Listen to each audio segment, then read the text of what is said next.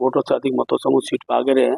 लेकिन कहीं न कहीं प्रबंधन की मैं कहूँ बात, या जिस प्रकार सारे विरोधी दल एक होकर चुनाव लड़ने के बाद और जिस प्रकार की मिथ्या बातें वहाँ चलाई गई, निश्चित रूप से हम उस सीट को हमें अपेक्षा की थी हम जीतेंगे, हम जीत नहीं पाए हैं। हम उसकी समीक्षा करेंगे और भविष्य के अंदर वो सीट क्योंकि भाजपा की सीट वो रही है अभी कुछ दिन पहले 8,000 मतों से हम लोग जीते हैं। व्यक्तिगत कारण भी उसमें प्रत्याशी की दिशा में चर्चा करेंगे और आगामी दिन में मैं भी कह सकता हूँ आज की तारीख में कि क्योंकि प्रत्याशी चयन में हमने केवल ये कहा था कांग्रेस जो विधायक आएगा हम उससे अपने चुनाव पर लड़ाएंगे, तो हो सकता है कि वो निर्णय हमारा जल्दबाजी का निर्णय हो, लेकिन भारतीय जनता पार्टी अपने सभी इस हार की समीक्षा हम लोग हर स्तर पर करेंगे। क्या आपको लगता है कि राजेंद्र भंडारी का चयन जो है वो रॉन्ग सिलेक्शन था आप लोगों का? निश्चित जो निर्णय कभी भी रॉन्ग नहीं होता है, हमने कहीं ना कहीं चूक रही होगी, हम उस दिशा में एक समीक्षा करेंगे और भविष्य के अंदर इस प्रकार को कैसे हम ठीक कर सकते हैं उसका हमारा एक प्रयास रहेगा। ये ठीक है कि क्योंकि मैं भी चुनाव हारा था, सीट कांग्रेस की थी, कांग्रेस अपनी सीट को संभालने में कामयाब रही है। मैं कांग्रेस के प्रत्याशी को जीत की बधाई देता हूँ। 24 साल में लगातार आप मंगलौर फिर हार गए और इसमें इस बात से खुश होने की जरूरत नहीं है कि आप दूसरे नंबर पे आए। तो क्या आप इस मानते हैं कि इतना पैसा फूकने के बावजूद भी वो भंडारा वहां नहीं जीत पाया? पहली बात तो देखिए, मंगलौर का चुनाव वो हमारे लिए भी अप्रत्याशित चुनाव हमेशा रहता है और हमारे सब कार्यकर्ताओं ने मंगलौर में बहुत अच्छी मेहनत की है। जहाँ हमारी जमानत नहीं बचती थी, आज हम लोग नेशनल फाइट पे आए हैं।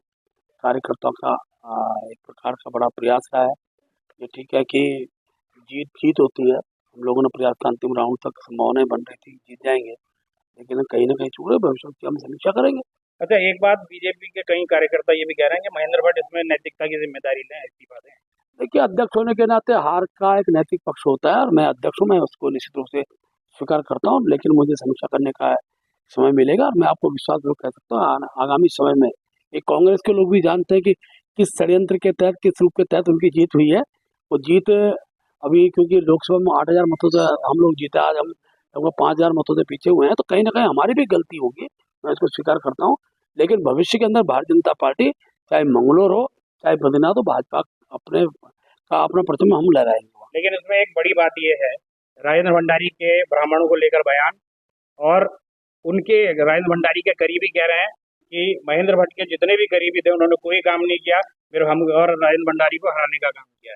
देखिए, पहली बात तो राजेंद्र भंडारी की ज्वाइनिंग के बाद से ही बहुत से कार्यकर्ताओं में स्वर्ग होते, क्योंकि जब बंद होता है तो इस प्रकार की नाराजगी रहती है। लेकिन मैं कहता हूँ हमारा एक एक कार्यकर्ता चुनाव पर लगा और जब मैं काउंटिंग देखता नहीं, बूथ हम लोग जीते हैं। हम ये ठीक है कि उस समय के उनके भाषणों की बहुत एक प्रकार से विरोधी दल में थे, भाजपा के पक्ष में विरोध में उनको बोलना होता था, थोड़ा उन भाषणों को सब प्रकार से कांग्रेस के लोगों ने इस बार अपने प्रचार का एक माध्यम बनाया और मैं कह सकता हूँ कि भारतीय जनता पार्टी ने हमने उन भाषणों के संदर्भ में जब अपनी बातें कही कि भाई ये भाषण उनके तत्कालीन भाषण थे जब वो हमारे विरोध में थे, आज वृक्ष नहीं है, तो ठीक है, आज बने को ये विषय भी समीक्षा का विषय रहेंगे कि भाई उन्होंने कांग्रेस में रहते जिससे को बोला है वो भी हार के कारण रहे होंगे। ये सब प्रत्याशी भी अपनी समीक्षा करेंगे और दल के साथ हम भी अपनी समीक्षा करेंगे। हमसे जुड़े रहने के लिए हमारे YouTube चैनल को सब्सक्राइब करें और नई वीडियो की नोटिफिकेशन के लिए बेल आइकॉन को दबाएं। अगर आप ये वीडियो Facebook पर देख रहे हैं तो लाइक जरूर करें और ज्यादा से ज्यादा शेयर करें। धन्यवाद।